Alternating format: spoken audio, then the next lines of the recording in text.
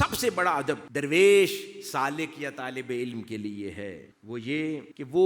حصول علم میں اپنی نیت کو خالص رکھے. اگر اس کی نیت گرے ہے، مثال کے طور پر میں یہ علم کی ڈگری، یہ حصول علم اس کام کے لیے بھی کر رہا ہوں، اس کام کے لیے بھی کر رہا ہوں، یعنی 4-5 مقاصد اس کے ذہن میں ہوں، تو پھر وہ اس کے لیے نقصان کا باعث ہے. اخلاص نیت یوں ہونی چاہیے، یہ نہیں کہ اس ڈگری سے میری اللہ دنیا بھی اچھی کر دے، مجھے عزت شہرت اور رتبہ بھی دے دے،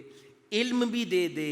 مالی طور پر بھی مستحکم کر دے، یعنی 5-6 مقاصد لے کر چلے گا تو پھر کوئی ایک مقصد بھی میسر نہیں آئے گا. لیکن اگر اپنے آپ کو خالص کر لے گا اللہ کے حضور، اپنی نیت کو خالص کرے گا، میرے مولا یہ حصول علم اس لیے ہے کہ تجھے اور جان سکوں، اللہ کے لیے کریں، اسے جاننے کے لیے کریں، اس کے دین کو سمجھنے کے لیے کریں، اور اپنے آپ کو نافرمانی سے بچانے کے لیے کریں. ہاں اگر اپنے آپ کو نافرمانی سے بچا لیا تو پھر بھلے جو ساتھ جڑیں وہ آپ کو دیکھ دیکھ کر، آپ سے سن سن کر نافرمانی سے بچتے رہیں تو خیر،